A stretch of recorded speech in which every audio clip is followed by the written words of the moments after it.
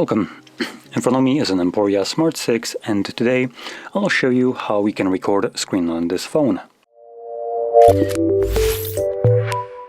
So to get started, pull down your notifications by swiping down from the top of your screen and then swipe down once again to extend the list of toggles. On one of the pages we should have a screen recording toggle, so if you don't see it on the first page you can start swiping to the left. We should have it on one of the pages. Oh, there we go. So for me it's on the middle page. Once you see the toggle, tap on it.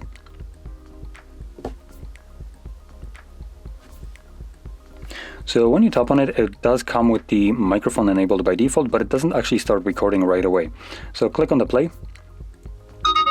You get an obnoxiously loud notification, and from here, whatever you open up will be recorded by the device, though there is a limitation to some applications that can utilize Android feature for security and privacy, though don't be fooled, that's not for your security and privacy. So such an application would be able to block the screen recorder, and screen recorder at that point would be able to record just a straight up black screen, and that's it.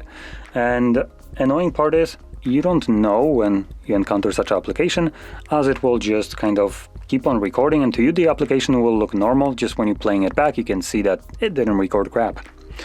Now once you're done, you can interact with this overlay right here and then click on the square.